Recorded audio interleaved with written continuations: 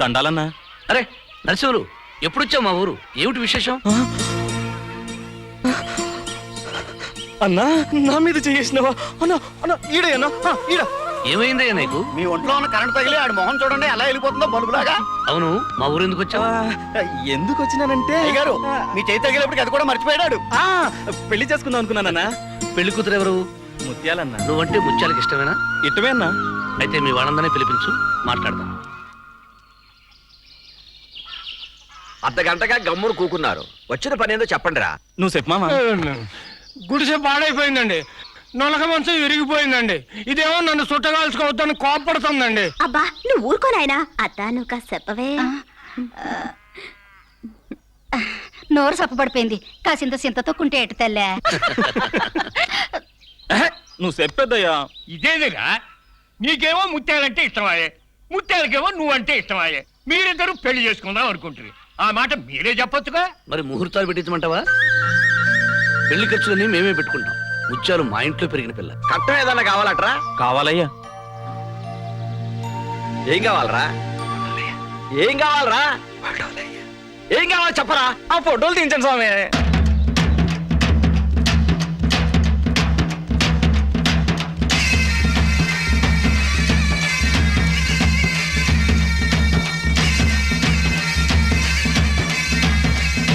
Photo తీయ. చల్లగా ఉండండి. లేవండి. ముత్యాలు, రోజు నేను కాఫీ అడగటంతో చాటుగా పంచదార వేసి తీసుకొచ్చి ఇచ్చేదానివి. ఆ విషయం వీళ్ళెవరికీ తెలియదు. ఈ రోజు నువ్వు మా ఇంట్లో నుంచి వెళ్ళిపోతుంటే ఏదో ఒక తీపి గుర్తు వెళ్ళిపోతున్నంత బాధగా ఉంది. ఇక మీదట చేదు కాఫీయే తాగుతాను.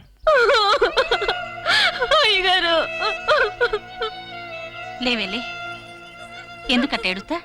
వారానికి ఒకసారి వచ్చిపోతా ఉండు. తీసుకో. ఎందుకమ్మా ఇవన్నీ? ముత్యాలు, నువ్వు ఈ ఇంటి ఆడపడుచులాంటి దానివి. తీసుకోమ్మా. వెళ్ళొస్తానమ్మా. ఏందోనే, నువ్వు ఉన్నంతకాలం ఎక్సెక్కానికి ఏదోటి అనేదాన్ని. వదిలిపోతా ఉంటే కడుపులో బాధ కదులుతా ఉంది. వారిని ఏదో జిల్లాలు దాటి వెళ్ళిపోతున్నట్టు ఏందే ఇది? పక్కూరేగా పొద్దెక్కుతోంది. బయలుదేరండి. బయలుదేరండి. వస్తానమ్మా.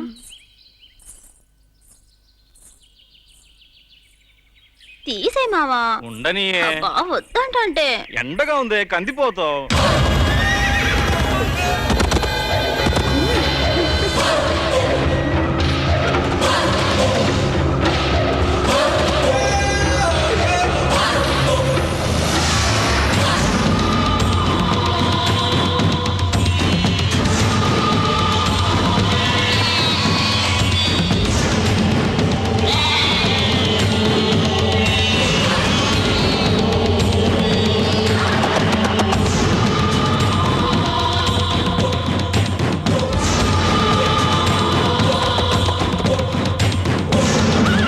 ఆగింది గుటకాయ స్వాహ. నీ పెండ్లం బాగుండది. ఏ ఊరు అదేంది?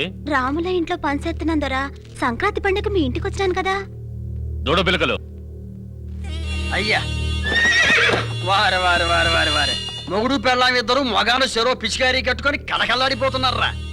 చూడు నరసింహులు, చీకటి పడ్డాక నీ పెళ్ళాన్ని దొరగారి పొలానికి పంపించు, చిన్న కానుకిచ్చి పంపుతారు. నాకేం వద్దండి. మరి అదే పిచికారీ పని చేయకపోవడం అంటే. ఆయన కానుక ఇవ్వాలి అనుకున్న తర్వాత ఇచ్చేదాకా నిద్రపోడు. వెళ్ళి తెచ్చేసుకో. మాకొద్దయ్యా. వీడైపోయాడు.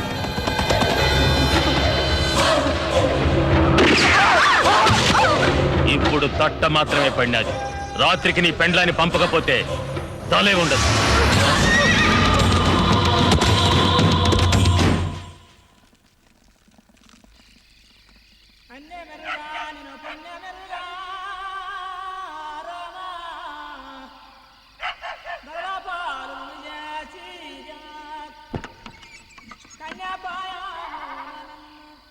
ఏమంటుందే? పోనంటుంది. పోకపోతే ఎట్టా? దొర ఊరుకుంటాడా? ఊరుకోక ఏం చేస్తాడు? తెల్లారి పాటికి గూడాన్ని బూడిచ్చేస్తాడు. గూడెం బాగు కోసం గంగమ్మ తల్లికి కోడిని బలిస్తాం గాని ఆడ కూతురి మానం బలిస్తామా? పిల్ల కాకులు మీకేం తెలియదు, నోరు మూసుకోండి. ఒరే నరసింహ, నీ పెళ్ళాన్ని ఇట్లా లాక్కురారా. ఏంది పెద్దయ్య నీ పెద్దరికం? నేనే నీ కూతునైతే అంపుతావా? ఆయన ఆడికంటే మనం పశువుల కంటే అధ్వానంగా కనబడుతున్నావా? నేను ఆడికాడికి పోను. ఏం చేసుకుంటారా చేసుకోండి. యాడికి పోతారే? యాడికో పోతాం. మేము వీడుంటేనే కదా గూడానికి రావటం. మేం పోతున్నాం, మీరు బాగుండండి. నువ్వు రామావా.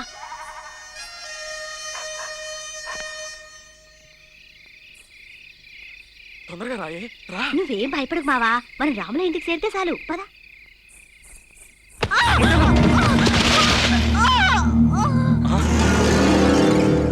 కన్నేరు పప్పు తింటే చచ్చిపోతారే. ఉన్నోళ్ళు మొదటి రాత్రి బంగారు కాసులు కొంగురు ముడేసుకుంటారంట.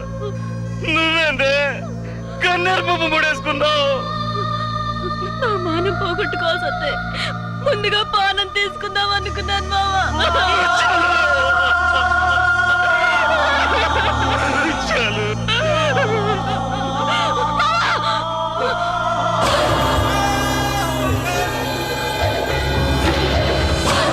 నా కంటి చూపికి నల్లమల అడవుల్లో పులిలే తప్పించుకోలేవురా. కుక్క పిల్లలు మీరేడికి పోతారు. నా కంటికి నచ్చి నా తాకని ఆడది ఈ ప్రాంతంలోనే లేదు. మీ అమ్మ తను కూడా తాకవా?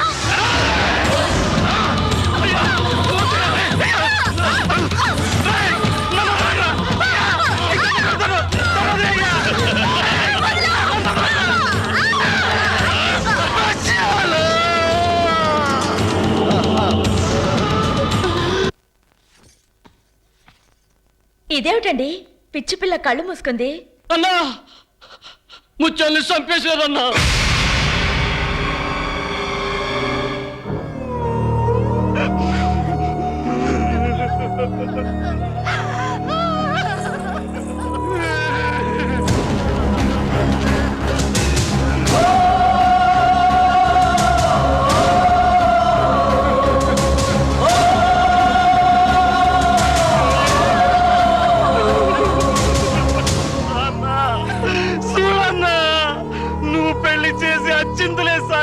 పెళ్లి కూతురు సమమైపోయిందన్నా. ఈ ఎండి పట్టాలు కొనిచ్చి నాకేమిస్తావే అంటే ప్రాణాలే ఇస్తానంది. నిజంగానే ప్రాణాలు ఇచ్చేసిందన్నా.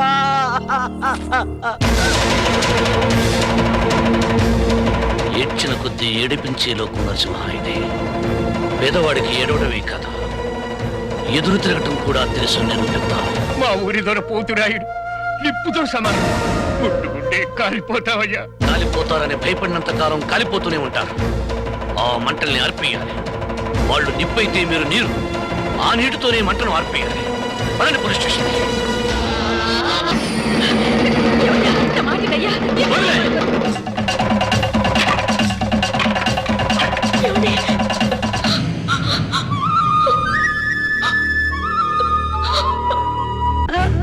ఊరుకోవే ఊరుకోవే.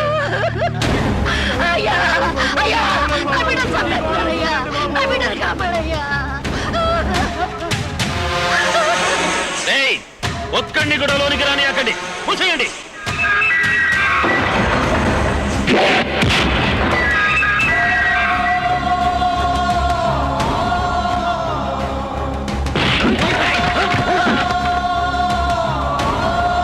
రావులయ్యా ఆగక్కడ.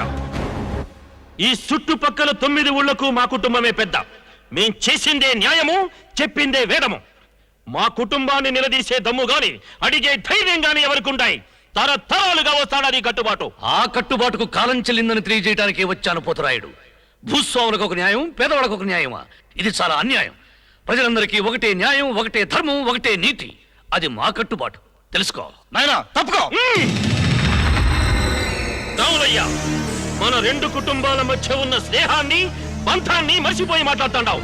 అన్యాయాన్ని ఎదిరించడానికి స్నేహమే అడ్డమైతే అది నాకు అక్కర్లేదు. న్యాయం కోసం, ధర్మం కోసం ఏ బంధాలు దిగిపోయినా నేను బాధపడ్డా. మాటలు అనుకున్నంత తేలిక కాదు రావులయ్యా. ఇది ఈటితో నిలిచిపోయేది కాదు. ఈ 2 కుటుంబాల మధ్య, 2 వర్గాల మధ్య ఈ వైరం శాశ్వతంగా నిలిచిపోతాది. శాశ్వతంగా నిలిచేది సత్యం, న్యాయం, ధర్మం. వాటి కోసం ఈ జన్మలోనే కాదు, ఎన్ని జన్మలైనా సరే పోరాడుతూనే ఉంటాడు ఈ రాములయ్య. కొండలు ఢీకొంటాండావు. ఆ కొండనైనా పిండి చేసే ప్రజాబలం ఉంది నా. ఈ అలగాజాలని చూసారా మిడిసిపాటు? తప్పు తప్పు. ఈ ఎలగాజనం అలిగితే మీకు మిగిలేది బూడిద. ఈ ఎలగాజనం కథం తొక్కితే కదిలేది మీ పునాదులు. ఈ ఎలగాజనం కళ్ళెర్ర చేస్తే కూలేది మీ దొరతనం. వీళ్ళు అమాయకులు కాబట్టి ఇంతకాలం మీ అధికారాన్ని, అహంకారాన్ని సహించారు. వీళ్ళు రెచ్చిపోకముందే నరసింహ ఎక్కడున్నాడో మర్యాదగా మాకు అప్పచెప్పండి. ఏం చేస్తారా?